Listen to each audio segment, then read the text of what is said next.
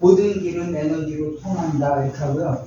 우선 연도별 기온 변화를 1908년부터 작년도 그러니까 불과 한 3, 4개월 전까지 이렇게 봤는데 기온을 보면 서울 거예요. 실제 이 자료는 어디에도 없어요. 1908년부터 22년까지인데 굉장히 기온 상승폭이 전 세계 기온보다도 굉장히 빠르게 이렇게 상승하고 있어요. 그래서 보면은 저기 50, 51, 52는 기온이 빠졌어요. 왜 없어요? 그때 전쟁인가 봐. 네, 전쟁 나서 자료가 없는 거예요. 그리고 현재까지 저는 추세로 가고 있는데 그러면 미래는 어떻게 될 건가? 이거는 기후변화 시나리오, SSP 시나리오예요. 작년까지는 저희가 RCP 시나리오 썼잖아요. 네. 근데 올해부터는 SSP 시나리오를 써야 돼요. 그러니까 사회 경제 경로예요. 작년까지 쓴 RCP는 탄소 농도를 가지고 한 그 시나리오였는데 여기는 사회 경제까지 같이 포함해서 한 RCP 시나리오 8.5인데 보면 현재 서울 기온이 약 한 14도 정도 돼요. 13.5도에 정도 되는데 2006년도 가면은 기온이 20도가 훨씬 넘어요.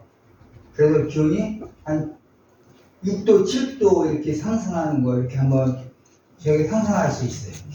그래서 저희도 SSP 시나리오에 대해서 이렇게 좀 공부를 해야 되고 그러면 방금 전에 제가 서울 같은 경우 극단적으로 8.5 시나리오를 가지고 했는데 아까 제가 한 6도, 7도 올라갔다고 했잖아요. 그래서 사실 보면은 그보다 훨씬 낮은 걸 갖고 해도 이게 기온이 최소 4도, 5도는 올라갔는데 한 4도 정도만 상승해도 해안 지역의 인구가 한 3억 명 이상이 홍수 피해를 보고 최소 2도만 올라도 물 공급량이 한 20에서 30% 감소가 돼요. 그러니까 앞에 그런 시나리오를 보여주고 이걸 하면은 훨씬 학생들한테 이렇게 가슴에 와 닿을 수 있는 자료가 될 것 같습니다. 저게 먹을 물이 모자라다는 얘기잖아요. 그렇죠. 네. 그리고 1도만 올라도 10% 생물이 그 멸종 위기에 이렇게 올 것으로 예정돼 있고요.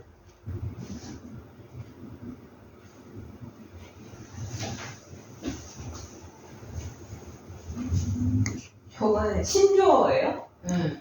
3만 4원이 아니라.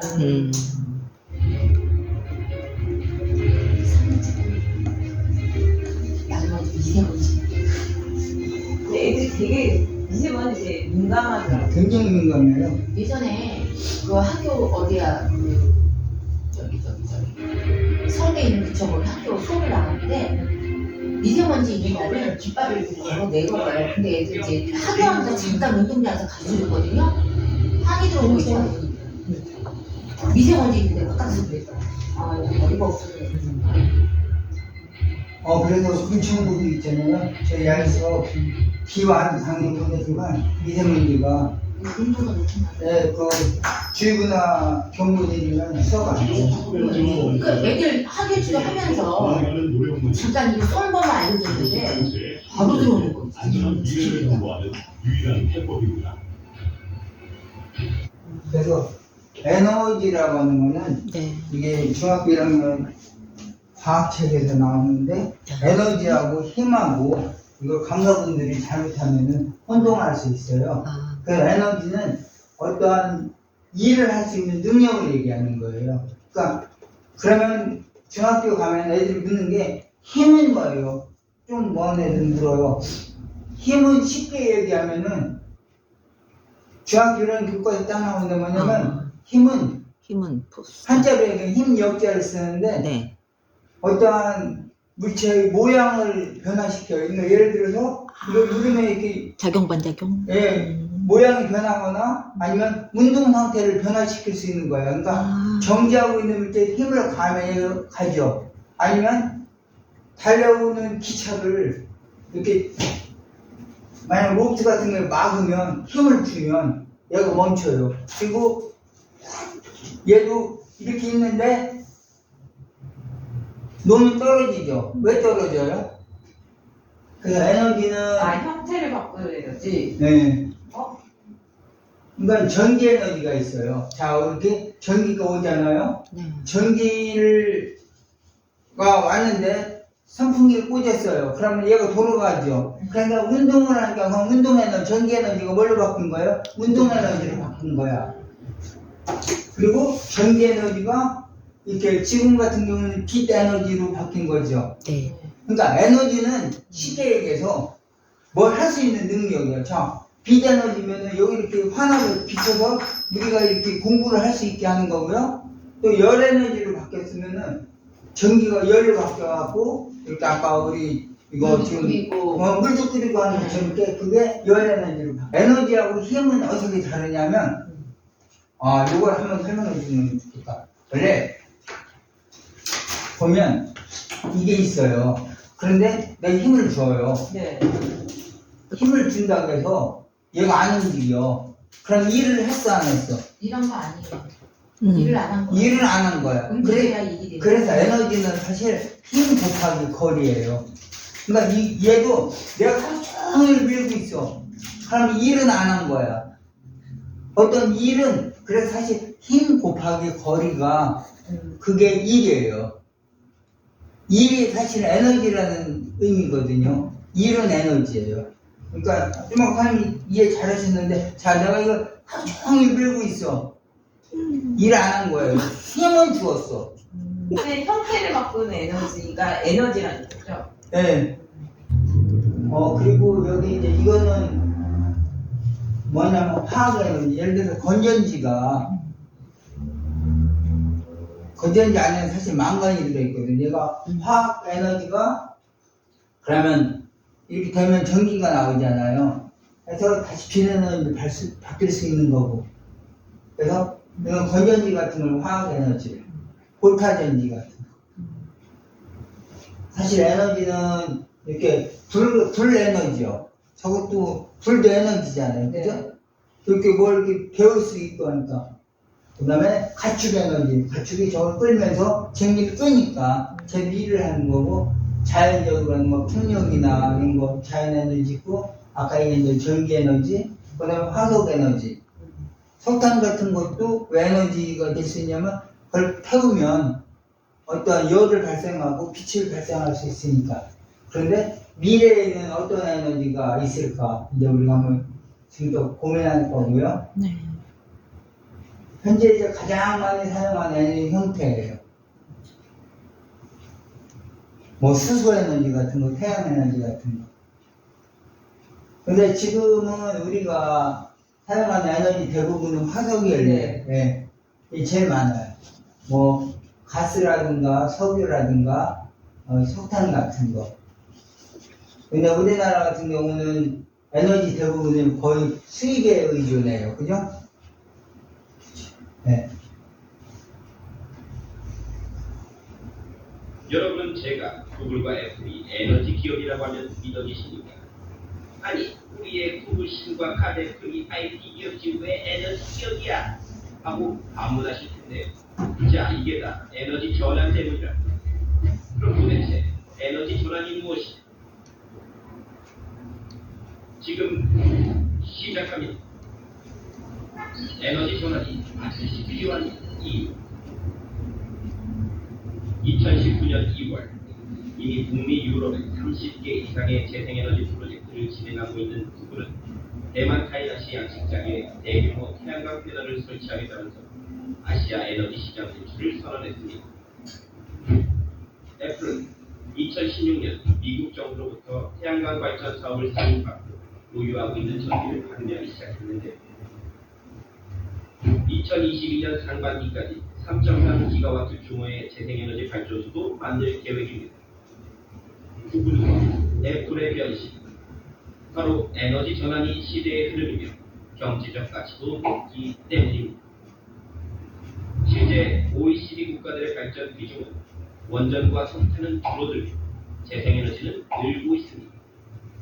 국제에너지기구 보고서를 보면 원전 비중이 2000년 23% 수준에서 2017년 18%까지 떨어졌고 같은 기간 재생에너지 비중은 17%에서 27%까지 올라갔습니다. 2030년 이전에는 전 세계 석탄 발전 비중을 앞질 것으로 예상되고 있습니다. 세계 에너지 판도에 이런 변화가 일어나는 이유는 너도 나도 깨끗하고 안전한 에너지를 요구하기 때문이죠. 재생에너지 인기가 지속되고 있습니다. 빠른 경제 성장이 필요한 개발도상국들은 물론 선진국의 민간 자본까지 재생에너지 투자에 몰리고 있다. 에너지 관련 신규 설비 또한 대부분 재생에너지 분야인데 2017년을 기준으로 약 2,980억 달러가 쓰였습니다. 같은 기간 원전에 투자된 170억 달러에 비해 무려 17배나 높았습니다. 우리나라의 에너지 전환도 마찬가지입니다. 미세먼지 문제만 봐서 알 수 있겠죠. 우리나라 미세먼지 발생의 약 14%가 석탄 발전 과정에서 나오는데요. 우리 정부는 단기적으로 대기오염 물질과 온실가스 배출량이 적은 천연가스 발전을 늘리면서 현재 운영 중인 석탄 발전소 39기에 안정설비 비용 11조 3천억 원을 투자하고 있습니다. 하지만 이건 어디까지나 과도기적 조치입니다. 미세먼지 발생은 근본적으로 해결하기 위해서는 온실가스나 오염물질을 배출하지 않는 재생에너지로의 전환이 반드시 필요합니다. 스모그 천국이던 영국 하늘을 청명하게 만든 것이 바로 재생에너지였죠. 우리나라도 8차 전력수급 기본 계획에 따라 비중이 높은 석탄과 원전을 줄이고 재생에너지 비중을 늘려나갈 예정입니다. 재생에너지가 석탄은 미세먼지죠. 원전은 무엇을 구원하게 될까요? 먼저 안전성입니다. 우리나라는 10만 제곱킬로미터당 원전수가 25.7개로 일본의 2배가 넘고 미국보다 25배나 높은 원전 밀집 국가이기 때문인데요. 2016년 9월 경주 지진, 2017년 11월 포항 지진 등이 우리도 이제 지진에 안심할 수 없음을 경고하고 있습니다. 원전의 안전성에 노력을 다해야 합니다. 안전한 재생에너지 비중도 높여야겠죠. 비용 문제도 있습니다. 원전 운용 비용은 사용 후 해결료 관리, 원전 안전 규제 강화 등으로 관리 비용이 지속적으로 상승할 것으로 보이는데요. 후쿠시마 사태가 주는 교훈과 국내 지진 빈도의 증가 등으로 인해 원전 안전 건설 비용은 계속 늘어나고 균도가 발전 원가 또한 높아질 전망입니다. 아니 그럼 재생에너지는 싸? 하는 의문이 드실 텐데 네, 쌉니다. 재생에너지의 경제성은 계속 좋아지고 있습니다.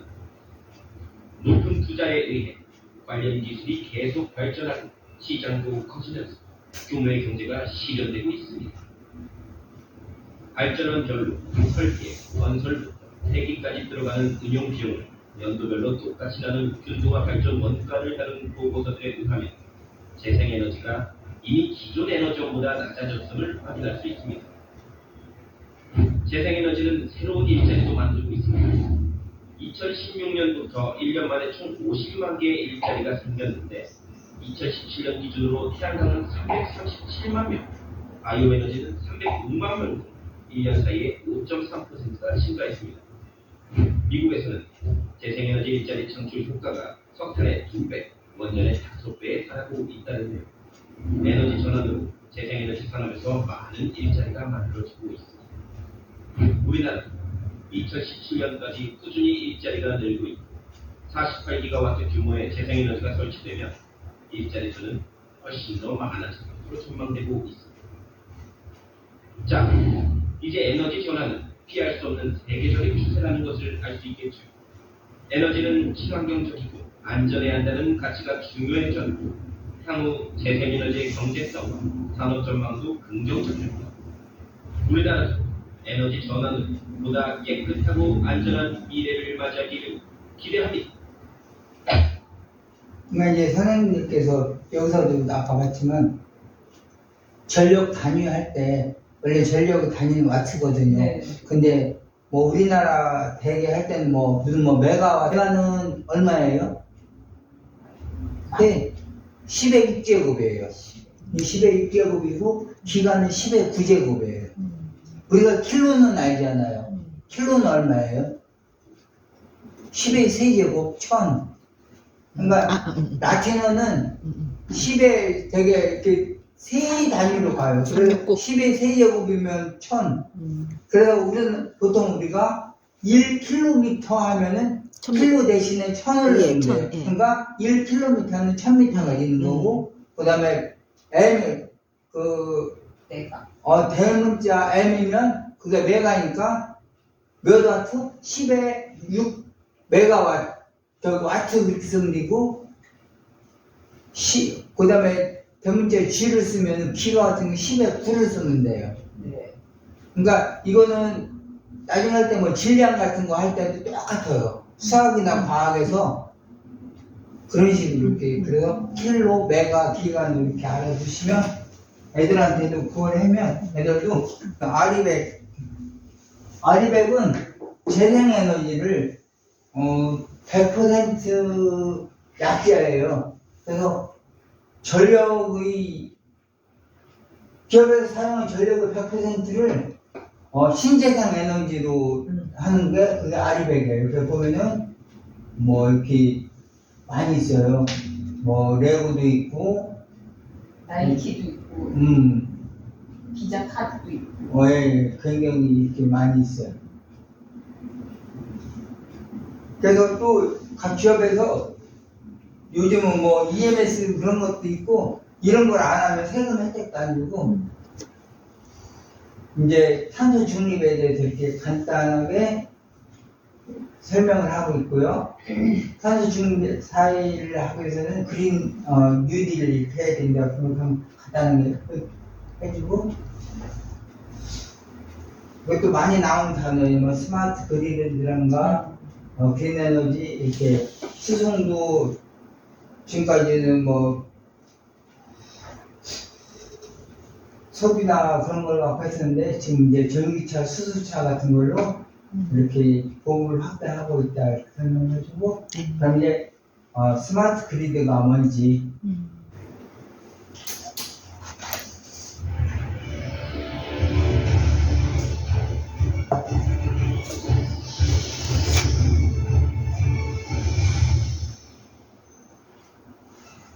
필리핀 중부에 위치한 작은 섬 코브라도. 코브라도에서는 20년 된 조립식 디젤 발전기를 이용해 비싼 가격의 전기를 사용해왔습니다. 하지만 오늘날에는 태양광 발전이 되는 낮 시간에 발생한 전기를 마을로 공급하고 남는 에너지는 저장했다가 태양광 발전이 안 될 때 필요한 곳에 공급합니다. 누구에게 얼마만큼의 전기가 필요한지 분석해 필요한 곳에 공급하고 남으면 저장하는 기술. 상상 속 이야기가 아닙니다. 우리 곁에 손큰 다가온 미래, 스마트 그리드와 만나볼까요? 오늘날 우리가 사용하는 전기는 발전소에서 생산하여 가정에 이르기까지 다양한 과정을 거칩니다. 전력막 또는 전력계통이라고 부르는 이 과정에 대해 알아보겠습니다. 화력, 수력, 원자력 등의 발전소에서 생산된 전기는 1차적으로 발전소 내 변전소에서 높은 전압으로 승합하여 순전하게 됩니다. 이 과정을 거치면 승전 과정의 손실을 줄이고 많은 양의 전기를 한꺼번에 전송할 수 있습니다. 이렇게 승합된 전기는 승전 선로를 통해 대전 변전소로 이동하여 소비자가 사용할 수 있는 낮은 전압으로 변환 후 대전 선로를 따라 소비자에게 공급됩니다. 보통 전력 공급자는 수요 전력을 추가하여 전기를 생산합니다. 만일의 사태에 대비하여 미리 전기를 확보하기 위한 조치입니다. 하지만 필요한 전력량을 정확하게 예측할 수 있다면 추가로 생산하는 전기에 대한 손실과 온실가스 배출을 줄일 수 있겠죠. 이를 위해 탄생한 것이 바로 스마트 그리드입니다. 스마트 그리드는 기존의 전력망의 정보통신 기술을 접목한 진화된 차세대 전력망을 의미합니다. 전력 공급자는 실시간으로 필요한 전력 수요를 분석하여 필요한 만큼의 전기를 생산 공급하고 소비자는 경제적으로 전기를 사용할 수 있는 방식입니다. 스마트 그리드의 특징은 기존의 전력 운영 시스템이 공급자 위주의 단방향이었던 것과 달리 소비자도 참여할 수 있는 양방향 운영 시스템이라는 것입니다. 전력 시스템과 충전기기를 디지털화, 지능화하여 전력 산업의 수요와 공급에서 안정적인 균형을 유지할 수 있고 고장이나 사고에 즉각 대응하여 고품질 전력 서비스를 통한 효율적인 에너지 이용이 가능한 기술입니다. 4차 산업혁명과 함께 국제사회의 주요 미래 산업으로 각광받는 스마트 그리드. 오늘보다 내일이 더 기대되는 미래형 기술입니다.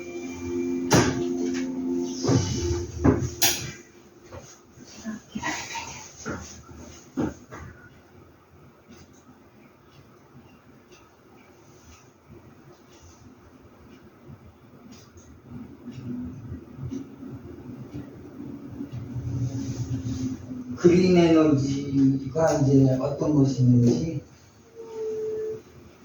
잘 아시는 것처럼 태양광 발전하고 태양열 발전은 달라요. 그죠? 네. 네, 그래서 이렇게 이거는 이제 태양광 발전 개념으로 이렇게 나타난 거고요.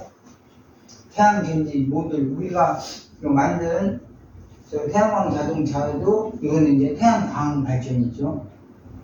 태양전지 어레이에서 이렇게 해서 전기 에너지가 해서 모터를 돌리는 거예요.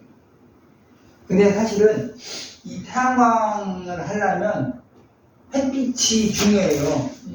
근데 보면 중요한 게 사실 1조보다 일사를 하는데 제가 그건 미처 다 준비를 못해서 1조는 뭐냐면 햇빛이 비치는 시간이거든요. 그런데 이게 서울은 제가 이것도 작년 거까지 한 몇 년이에요 이거 자기가 한 50년 60년간을 했는데 일조율은 늘어나고 있어요. 그러니까 태양광 발전하는 데는 이게 굉장히 유리한 것이 발생이 있어요. 그래서 보면은 태양광 발전을 하는데 얘는 장소를 가리지 않아요. 그래서 보면은 이쪽에 이렇게 스테디움에도 했고 심지어는 도로에다 이렇게 하면은 얘가 가면 자동차가 가면서 수련되나? 예. 그리고 이건 근데 이제 저게 안 깔려 있으면 못 가는 거예요? 아니죠. 그건 아니죠. 충전이 되니까 충전된 걸로 가는 그렇죠. 거죠. 예. 우리나라에도 좀 한다고 그랬던 것 같아요. 예, 맞아요. 우리나라 지금 연구하고 있어요. 그리고 여기는 양식장이나 이런 바다 같은 데 이렇게 하고 있고. 그렇죠. 완전 양식장. 이거는 우리나라 건데, 영암 경기장 주차장에도 이렇게 있고, 또 보면 세종시 있잖아요. 세종시는 거기 도로에 이렇게 보면 자동차 도로가 있고 자전거 도로가 있는데 자전거 도로에 한 5km, 10km가 쭉 이렇게 깔려 있어요. 있어요. 그러면 자전거 타는 사람들도 위에 이게 있으니까 덜 덥고 얼굴도 안 타고 그래서 하고 있어요. 또 영등포의 방음벽에도 저렇게 해놓고 있고 여기는 빅토리아 철교 이 위에도 이게 이렇게 있어요. 그리고 공연 같은 데도 이렇게. 근데 사실 이 무게가 무게가 무거워요. 그래서 제가 인천 기상대 있을 때 그때 개장할 때 건물을 새로 짓는데 설계를 했는데 나중에 실제 하다 보니까 하장이 무거워. 아니 실제 이거 못했거든요. 근데 요즘은 공공기관은 이걸 태양광 지금 안 하면 설치돼 있더라고요. 네, 그래서 지금 당산이동 주민센터 여기 가보면 거기 지붕도 이걸로 해놨어요. 당산 이동 주민센터. 네. 그때 수인쌤 안 갔었나? 네. 그때 그 문희 선생님 가셨을걸? 네. 그럼 뭐 뛴다고, 네. 그냥 어느 평면적으로 하면 이게 모양이 별로 안 이뻐요. 그래서 이거 지금 같은 경우는 이렇게 보면은 곡선으로 이렇게 설치하고 아예 벽을 무슨 이렇게 아크릴 그런 것처럼 이런 식으로 하면 아니 비치네요. 안이 비치는 게 아니라 바깥 모양이 비치는 거야. 네. 그러니까 나 희한해서 안 어떻게 있어. 왜냐면 하나, 그게 하나, 반들반들해가지고 여기 이렇게 창틀에다 이렇게 하니까 어떻게 보면은 지금 안 하는 것 같죠? 네. 모듈을 안 설치한 것 같죠? 이렇게 하고 있어. 그냥 디자인까지 같이 그쵸. 고려해가지고 이거는 이렇게 색깔 이렇게 하면은 누가 봐도 태양광 모듈 안 받고 아, 그렇지. 예, 이런 식으로. 네, 그래서 핸드폰도 이렇게 충전한 걸로 쓸 수 있고, 밤에도 이렇게 할 수 있고. 아직 안 나왔어. 불안해가지고. 오늘은 12개 실리콘 태양광 모듈. 아니 어쨌든 쓰면 노후가 되는 거잖아요. 20년. 20년. 아, 20년. 그 외에도 기본 폴리머, 20년부터. 실리콘 소재 그리고 소량의 은이 포함되어 있습니다. 그렇기 때문에 크롬이나 카드뮴과 같은 중금속은 포함되어 있지 않습니다. 태양광 모듈을 세척하는 경우에도 지하수나 빗물을 사용하고 있기 때문에 전혀 중국산이 유리알 저게- 모듈을 사용하고 있지 않습니다. 저 파는 게 이제 국산 지역이. 근데 지금 우리나라에 많이 들어와서 설치되는 게요. 대부분이 중국산. 그게 그러면은 오염이 되겠는데? 기존 지역에 수질하고 생태계 해조를 분석을 해봤는데요. 태양 설치로 인해서 수질 오염은 없는 걸로 파악되고 있고 생태계 영향도 거의 없는 아니 저기 걸로 물에 닿으면 녹아내리지. 물에 안 닿으면 떠있는 건 다 있다. 근데 그게 오염된다 그랬는데. 오염돼요. 솔직히 오염된다고 나오면 그거 하게 내릴 수 있어요. 어민들이 피해가 있다고 분명히 주는 것 같아요. 태양광에서 나오는 전자파의 경우는 여러 공인 시험기관에서 측정한 결과 우리가 가정에서 사용하는 전자레인지와 같은 전기 제품에서 나오는 수준보다도 더 미미한 수준으로 결과가 측정되었습니다. 그리고 태양광의 빛 반사의 경우에는 건물 외벽이나 비닐하우스 그리고 수면에서 반사되는 빛 반사보다 더 영향이 약한 것으로 측정되었습니다. 아까 이제 그 태양광은 그 태양 패널을 가지고 한 건데 태양열은 뭐 가지고 하는 거야? 같은 태양 빛인데 지별판은 뭐예요 이게? 열을 열을 모아가지고 그러니까 물 이거는 데피고 이러는 데 쓰려고. 근데 이거는 직감만. 이제 원리가 뭐냐면 오목렌즈 아시죠?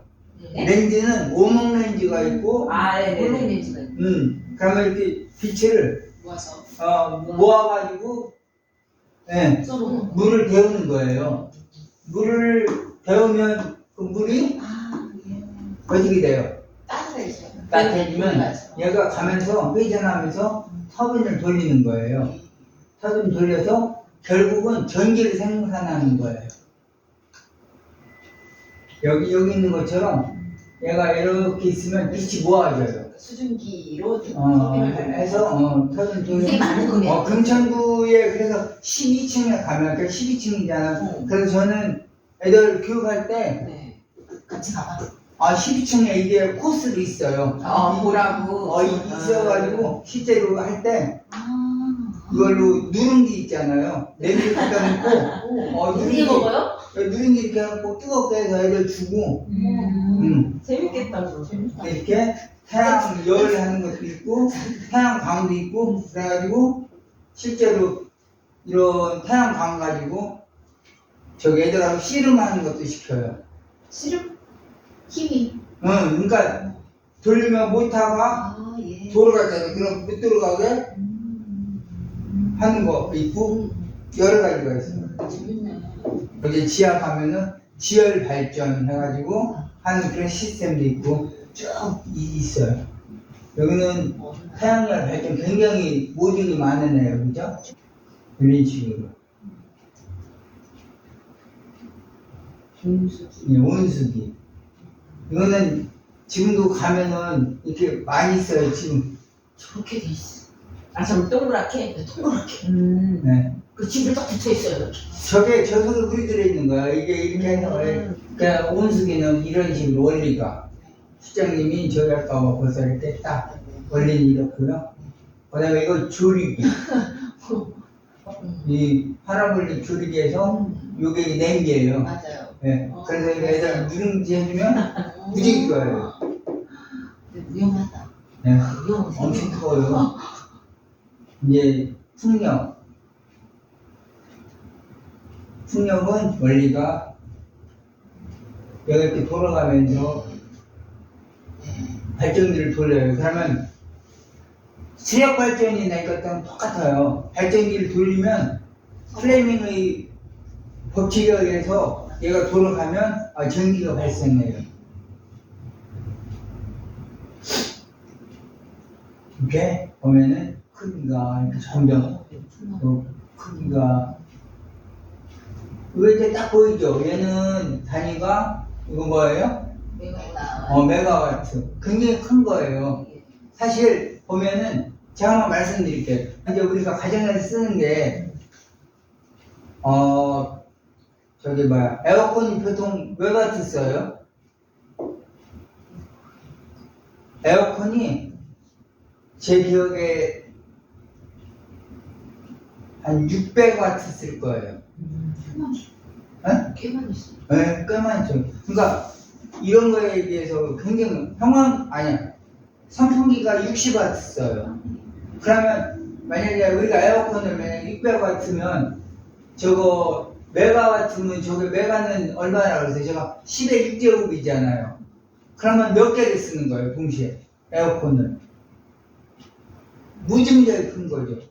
근데 아까는 막 기가와트도 쓰고.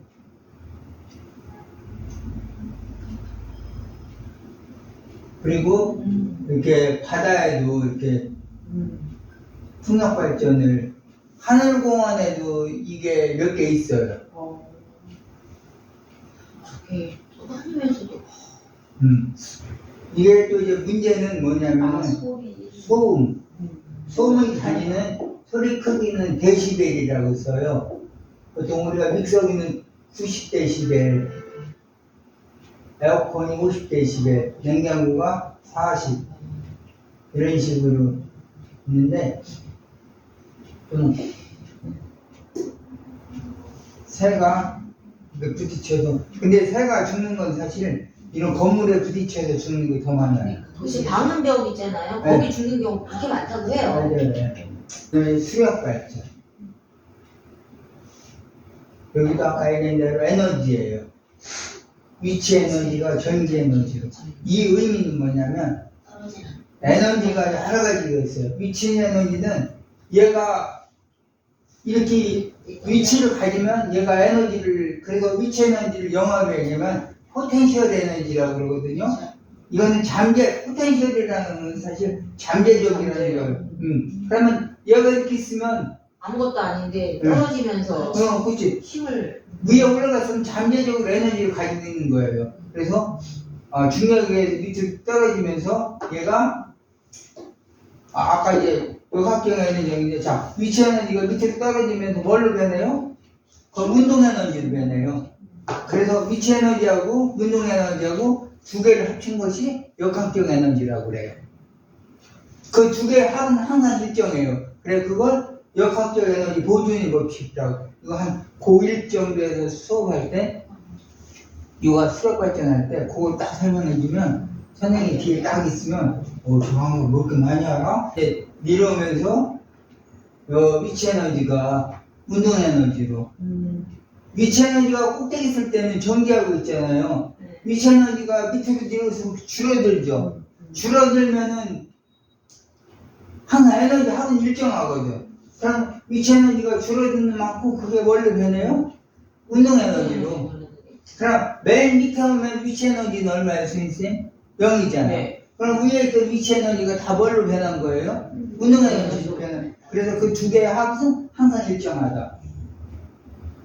그게 수력 발전의 원리다. 이렇게 해주면. 이건 왜 했냐면, 자, 좀 아까 수력을 얘기하면서 우리가 물의 양이 중요하잖아요. 수력 발전을 하려고 보니까 물이 자꾸 줄어들어. 그럼 안 되잖아요. 그렇죠. 서울 강수량 같은 경우는 보면 이것도 최근 자료. 굉장히 긴 시간 동안에 자료를 12년도 춤이 뭐야 거기 비가 많이 오는데 줄어드는구나. 이때는 굉장히 힘들었던 시대예요. 이때는 어떠한 저수지 같은 것도 없고 그런 시대인데 비가 이렇게 적게 왔어요. 그래서 무슨 뭐 경술, 뭐 기근, 가뭄 막 그런 게 있었어요. 여기도 이렇게. 그런데 좀 내렸다가 최근 들어도 이렇게 또 비가 이렇게 줄어들어요. 이거는 작년에 서울은 한 1800mm 왔어요. 근데 저쪽 대구하고 전남 같은 데는 아직도 가뭄이 심해서 골고루 안 온다는 얘기잖아요 지금. 네. 비가 뭉쳐서 다니고. 그래서 제가 그 하나 지도 하나 작년 거를 이렇게 해서 전국 거를 하나 해서 지도를 하려면 그러면은 해보면 지금 만들고 있는데 중부지방은 비가 많이 왔는데 거긴 비가 이렇게 안 왔어요. 그래서 서울 같은 경우는 전반적으로 보면 이렇게 비가 많이 늘기 때문에 수력 발전을 하는데 큰 지장은 없다고 설명을 해줘서 소수력 발전은 아까 이제 뭐 소양강 때문에 큰 것뿐만 아니라 이렇게 작은 데서 하수 처리장 같은 거 이런 데도 물을 쓰거든요. 그 다음에 이제 지열 발전. 네. 땅속이 거의 그 온도가 일정하니까 그걸 이용해서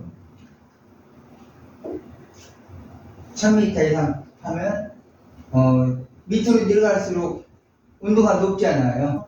이런 식으로 뜨거운 물을 이렇게 빼서 쓰면은 뭐 온천물도 쓸 수 있고 이렇게 쓸 수 있어요. 그래서 이렇게 지열 냉난 방식. 기도 건드리면 안 되거든요. 너무 땅속은 예를 들어서 어느 정도에서는 기온이 한 15도 정도는 이렇게 해요. 그러면 이제 이렇게 쓰고 여기는 흡수해서 겨울에 쓰고 추울 때는 이걸 갖다가 쓰니까 따뜻하고 여기는 밑에 가서 방출해서 다시 쓰고 수열 에너지 땀에 있는 물을 갖다가 이렇게 열감기를 통해서 쓰면 되고 수온은 거의 일정하잖아요. 그래서 이건 뭐냐면 여름철은 대기 온도보다 물이 낮죠.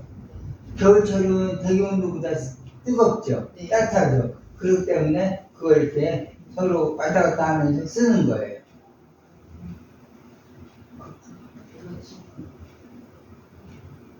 그래서 롯데 월드타운은 네. 이걸 이렇게 사용한대. 그 다음에 이제 조류 발전. 조류는 밀물, 썰물을 조류라고 하잖아요. 얘가 들어올 때, 나갈 때 거기다 모터를 설치하면 얘가 자기가 터빈만 돌리면 네, 전기가 풀려. 네, 그렇죠. 전기가 나오니까. 그래서 이렇게 물돌목 같은 경우는 애들이 많이 하더라고요. 이게 왜 유명해요? 이순신. 네. 맞아. 이것 때문에. 그래서 이렇게 좁은 길목을 일본군은 이 특성을 모르니까 와서 까불다가 돌아가신 거고. 속도가 빨라지는데 좋으시고. 네. 터빈만 돌리면. 그러니까 바람을 이용해서 터빈을 돌리든 물을 이용해서 돌리든 전기가. 위치 에너지를 이용해서 돌리든 터빈만 돌리면 잘. 파력은 힘력자예요. 파도시는 파도. 맞아. 네. 시멘트 구조물이고 여기도 이렇게 발전기가 있어요. 그러니까 예를 들어서 요즘은 안 하는데 옛날에 우리 그 자전거도 바퀴에다 이렇게 해갖고 예. 그 모터가 있으면 돌기 때문에 전기가 생성되는 거죠. 네. 여기도 이런 식으로 파력 발전이 있고 네. 조력은 뭐 시화워에도 있어요. 그렇지. 네. 교수 간만에 차를. 그렇지.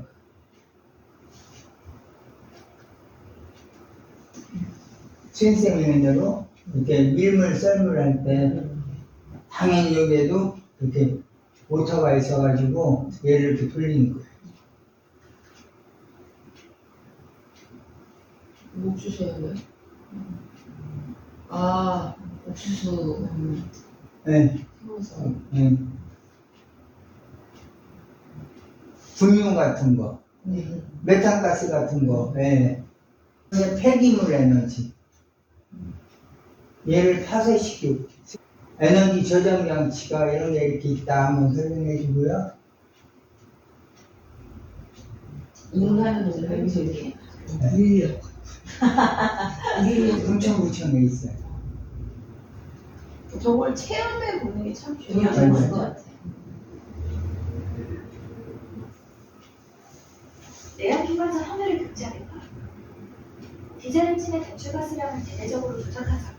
2015년 폭스바겐의 디젤 기업은 유럽 등 선진국을 중심으로 내연기관차 판매 중단 상황이 이어지고 있습니다. 업계에서 2030년 이후 내연기관차를 판매하는 일이 어려워질 것으로 예측하고 있는데요. 이에 따라 전기차와 수소전기차의 관심이 쏠리고 있습니다. 현재로서는 이 둘이 내연기관차에 대한 이유가 대안이기 때문이죠. 안녕하세요. 어려운 경제, 개신자가 그려드리는 썸스케치입니다. 이번 주제는 바로 수소전기차입니다. 우리나라의 경우엔 현대차가 수소전기차 개발에 앞장서고 있는데요. 2014년 세계 최초의 양산형 수소전기차 투싼을 출시한 후 2018년 두 번째 수소전기차 모델 넥소를 출시한 바 있습니다. 바로 질문 들어가겠습니다. 수소전기차와 전기차 어떻게 다를까요? 현대차는 왜 전기차가 아닌 수소전기차를 택했을까요? 수소전기차 설명, 전망은 어떨까요? 전기차와 수소전기차의 문제는 비슷합니다. 두 차 모두 내연기관 대신 전기 모터를 통해 운전되죠. 엔진 소음도 없고 연소를 하지 않는 미세먼지 배출도 없습니다. 다만 전기를 어떻게 마련하느냐가 다릅니다. 전기차는 배터리를 동력하고 수소전기차는 연료전지를 동력하는 상인데요. 동력원이 다르니 충전 방식도 다릅니다. 전기차는 쉽게 말해 핸드폰을 충전하는 것처럼 배터리에 전기 에너지를 충전하는 방식입니다.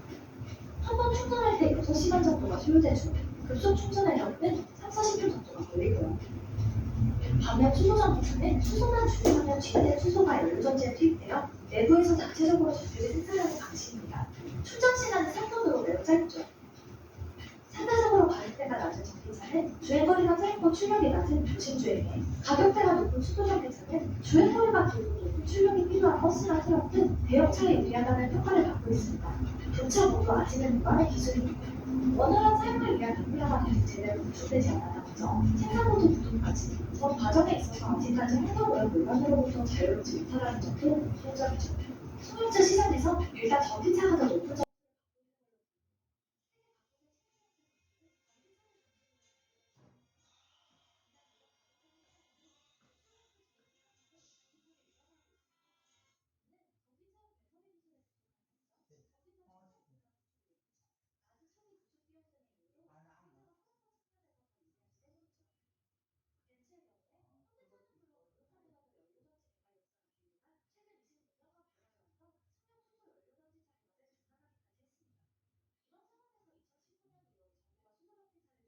한 수소발전 모듈을 발표하자 세계는 전기차로 가고 있는데 한국과 해외 수소전기차에 올인한다는 지적과 함께 성공 가능성 없는 수소전지에 무모한 투자를 한다는 부정적인 시각도 나왔습니다.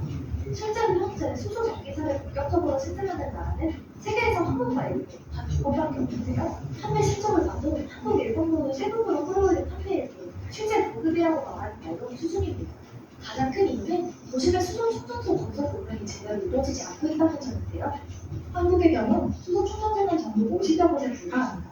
현재 국내 등록된 수소전기차가 일반화인 것을 생각하면 서없이 부족한 수준이죠. 그렇다면 현대차는 왜 전기차가 아닌 수소전기차를 택한 걸까요? 현대차는 1997년 수소 연료전지 차 정부를 시작으로 꾸준히 수소전기차 개발에 힘써오고 있는데요. 현대차가 수소전기차에 올인하는 첫 번째 이유는 공정적 지위 때문입니다. 현대차는 2013년 투싼을 출시하며 수소전기차 연합에서 최초라는 타이틀을 얻었는데요. 수소전기차는 전기차에 비해 기술 장벽이 월등히 높습니다. 전기차는 단순히 장착된 배터리에 제작된 전기로 구동됩니다. 성능이 자동차 업체의 기술력이 아닌 2차 전지 업체가 공급하는 배터리에 의해 좌우되는 거죠. 하지만 수소전기차는 화학 반응을 통해 지속적으로 전기를 만들어내는 모듈을 구동해야 하기에 난이도 높은 기술이 필요합니다. 즉 수소전기차의 성능은 자동차 업체의 연료전지 기술을 닮은 겁니다. 현대차는 현재 보유하고 있는 선도적인 수소 전기차 기술이 미래 수소 사회로의 파급 효과를 불러올 것으로 기대하고 있습니다. 두 번째, 미래 모빌리티 적합성입니다. 전기차의 충전 시간은 급속 충전은 3, 40분, 저속 충전은 최대 6시간까지 소요됩니다. 1회 완충시 갈 수 있는 거리는 200에서 400km 정도죠. 반면 수소 전기차는 3분 충전만으로 700km 가까이 달릴 수 있습니다. 따라서 자율주행차, 차량 공유는 미래 모빌리티 사업에 더 적합합니다. 전용 소비량이 많은 자율주행 시스템을 운영하기 위해서는 주행거리가 긴 수소차가 유리하고 이는 차량 공유 경제 생태계에서도 마찬가지입니다. 마지막으로 수소 연료전지 시스템의 활용성입니다. 현대차의 수소 산업의 핵심은 수소 연료전지 시스템입니다. 이는 자동차 산업을 넘어 타 산업으로의 확장 가능성이 큽니다. 실제로 현재 자동차는 넥소에 탑재되는 수소 연료전지 시스템을 자동차 이외의 분야에 처음 수출했습니다. 태양력, 풍력, 수력 등 다른 친환경 에너지를 쉽게 저장할 수 있다는 점에서도 가치를 인정받습니다. 수소 전기차이고 전기차 대비 자동차 산업 생태계가 유지된다는 점도 장점으로 꼽힙니다. 세계 4위권에 자리하고 있는 우리나라 자동차 산업은 5천여 개의 부품업체와 판매, 정비, 보험 등 광범위한 전반 산업이 연관되어 있는 종합 시스템 산업입니다. 직관적 고용만 180만 명을 담아줍니다. 특히 현대차의 경우 부품 생산을 담당하는 중소 중견 협력업체가 300여 곳에 이르는데요. 전기차는 내연기관차에 비해 단순하기 때문에 부품 수가 훨씬 적고 기존 부품업체 일각이 순식간에 사라져버리는 문제가 발생합니다. 반면 수소 전기차의 경우 전기차에 비해 부품의 수가 많습니다. 엔진이 사라지지만 수소 공급 장치와 컵백이 비용 부품이 필요해 부품 생태계가 이루어질 수 있는 거죠. 게다가 멀리 보면 자동차 산업 외에도 수소 생산, 이송, 저장, 이용에 이르는 수소 산업, 수정화 기술과 재생 에너지의 연관 등 새로운 패러다임의 산업 생태계를 제공하는 기회를 통해 새로운 일자리를 창출하고 관련 무관 산업을 크게 일으킬 수 있죠. 하지만 수소 전기차가 성공적으로 자리 잡기까지는 갈 길이 멀어 보입니다. 아까도 언급한 충전소 문제가 가장 심각합니다. 수소 충전소를 하나 짓는 데 드는 비용은 30억 원. 일반 주유소의 15배 수준이죠. 건설 비용과 운영 비용이 비싸다 보니 수소 판매 원가가 높아질 수밖에 없고 이는 수요의 감소로 이어집니다. 또한 일반 주유소라든지 상당한 부지를 확보해야 하는데 인구 밀집지에서는 부지를 확보하는 것부터가 매우 어렵습니다. 수소 폭발에 대한 우려 때문인데요. 사실 수소는 공기보다 10배가 가벼워 노출되는 순간 공기 중으로 빠르게 확산되어 농도가 4% 미만으로 급격히 떨어지고 자연 발화 온도 역시 575도로 높아 폭발 가능성이 낮습니다. 수소 충전소는 혹시 모를 상황에 대비하는 중 성종 안전장치도 마련되어 있고요. 하지만 수소 폭발에 대한 일반의 부정적인 인식은 개선되지 않은 상태죠. 수소 전기차는 수소 저장 기술에도 아직 한계가 있습니다. 수소 전기차는 수소를 공합으로 압축하는 방식으로 이 수소차의 가장 큰 문제는 여기서 나오지만 폭발 위험 때문에 그래요. 그러니까 이렇게 탄소 중립도 같이 이렇게 실천하자 여기까지. 끝. 아우, 고생하셨습니다.